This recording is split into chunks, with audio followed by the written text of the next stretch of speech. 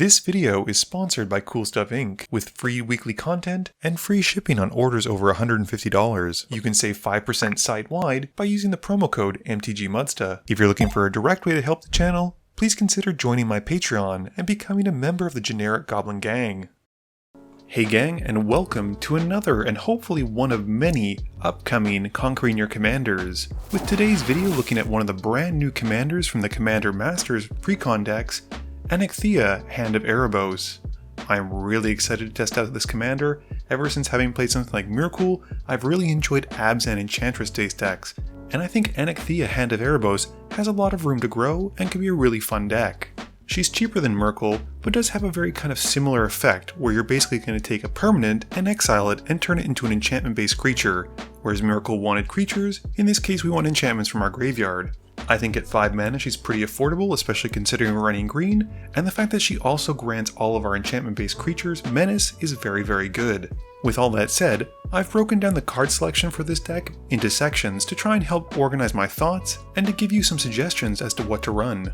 The bread and butter of any given deck is going to be the ramp and the draw, and thankfully we have green, so we have access to actually a decent amount of both of these. For green, I typically tend to favor the land-based ramp as opposed to signets and stuff like that, since it's hard to remove lands.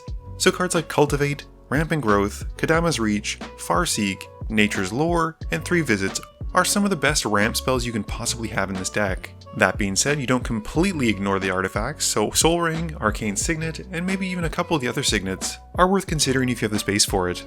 For draw, since we're playing green and white, we have a ton of access to draw spells.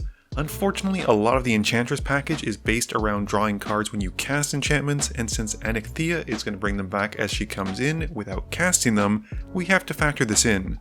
Enchantress's Presence has recently been reprinted and is very affordable, but again, it's only on cast. And there's also the Mesa Enchantress, Satyr Enchanter, Verduran Enchantress, and Argothian Enchantress, which again all draw cards as you cast the enchantments.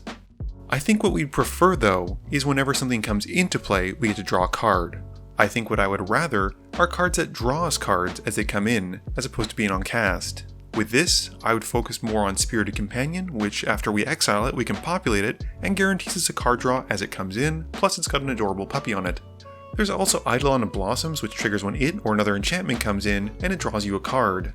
And lastly, there's the Stetson Champion, which gets bigger every time an enchantment comes in, but again, also draws you a card. These cards don't care whether they're tokens, whether they come from your graveyard or your hand, just as long as they enter the battlefield. This makes them great with Anikthea's ability, and just really good card draw engines. I think protection is probably the #1 thing you want for this deck. Unfortunately, when you're exiling your enchantments to make them into tokens, you're never really going to get them back unless you run something like Rift Sweeper, which is frankly not really worth a spot. In that case, you really want to have something like Privileged Position, or Aestheticism, or Sterling Grove, or Greater Oromancy. These will give us blanket protection, which allows us to not have to worry about spot removal, and give us peace of mind as we reanimate some enchantments, and hopefully have them survive for more than one round. I think the absolute best piece of protection that you could run for this deck, outside of Terry's protection, is probably Clever Concealment. Since we're making these enchantments into creatures, we can then use them to help cast the Convoke cost. Plus Concealment phases them out and doesn't blink them, meaning they'll still exist and come back, which is very important, as I mentioned earlier, as we're probably never going to be able to have a chance of getting them back. The next thing that we're going to want to consider running is Populate, and I know I talked about stuff like Sterling Grove and Greater Oromancy in the deck, but don't worry, thankfully Populate doesn't actually target, you just create a token copy, meaning Shroud doesn't actually stop it. Green and white have a ton of great ways to populate, and one of my absolute favorite cards is Selesnya Eulogist. It's Graveyard Hate and Populate for only 3 mana, plus it's reusable and doesn't actually tap the creature, unlike Tristani. It's also a 3/3 for 3 mana, which is just great bang for your buck. Beyond the Eulogist, I don't want to run a lot of one and done populate based mechanics.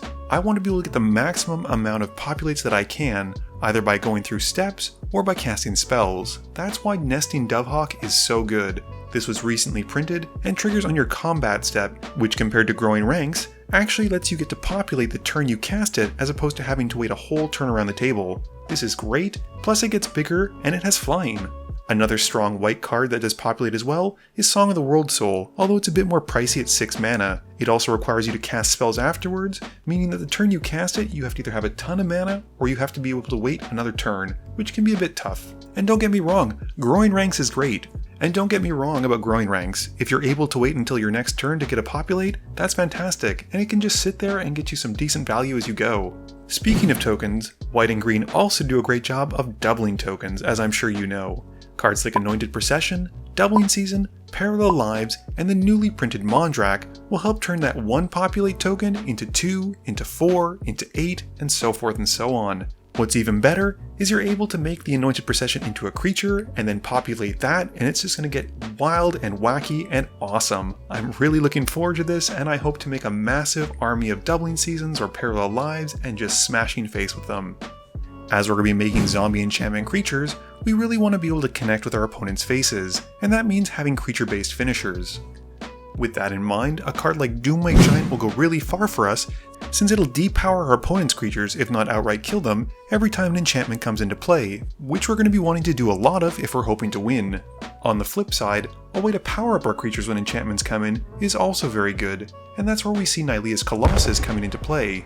Whenever it or another enchantment enters the battlefield, we get to double the target creature's power and toughness until the end of turn, which might not seem like much, but when you couple that with Anikthea giving everything menace, things can get out of hand pretty quickly. Now, I'm of the mindset that every commander deck needs to have some kind of silver bullet, so the games don't go super long and you're stuck playing a 3 to 4 hour game. I mean, if that's what you want to do, more power to you, but that's not necessarily for me. Since Anikthea is a graveyard-based deck, we really need to find a way to help fill up our graveyard. The easiest way to do that is with this wonderful 2-card combo involving Basalt Monolith and Mesmeric Orb. Basically, we tap the Basalt Monolith to make 3 colorless mana once the orb is out. We then use that 3 colorless mana to activate the Basalt Monolith's second ability, untapping it and letting us do this over and over again. With the Monolith being untapped, this triggers the Mesmeric Orb, having us mill our top card. We can effectively fill up our graveyard full of as many cards as we'd like, stopping whenever we want, but what are we going to do with it once we do that? Well, that's where things get a little bit more complicated and a little bit more expensive. What I'm proposing is running something like Opalescence and Parallax Wave. Parallax Wave is a beautiful enchantment that allows us to remove troublesome creatures by removing fading counters from the enchantment itself. It comes in with 5 fading counters, and should it have none of them by the time it's your next upkeep, you sacrifice it. What it allows you to do is remove a fade counter from it to exile target creature, and once it leaves the battlefield, you then return all cards that were exiled to Parallax Wave back onto the battlefield. With the aforementioned combo of Basalt Monolith and the Mesmeric Orb, not to mention Anikthea on the board or having enough mana to cast her, what you want to do is have Parallax Wave out and Opalescence. First things first is you're going to exile Anikthea to Parallax Wave. Then using Parallax Wave, you remove a counter to try and exile itself. As it resolves, you then return Anikthea and Parallax Wave to the battlefield, resetting Parallax Wave and giving it 5 more fading counters. This gives you an enter the battlefield trigger from Anikthea, allowing you to exile any enchantment from your graveyard to becoming a 3/3 creature. You can do this as many times as you want and basically turn every enchantment from your graveyard into a 3/3 creature and get a ton of enter the battlefield triggers. Once all that's done, if you have something like Concordant Crossroads in your graveyard, you can exile that, give your entire board haste, and with the Nylea's Colossus or Doomwake Giant having cleared the way, swing for lethal and win you the game. There are a ton of cool cards that can really go well with this deck, and I'm really interested to know what you're hoping to run in this deck. Are you going to be playing Gravebreaker Lamia, Hollowed Haunting, or maybe that new Calyx Guided by Fate from March of the Machines Aftermath? I'd love to know some of your inclusions, so please let me know in the comments below.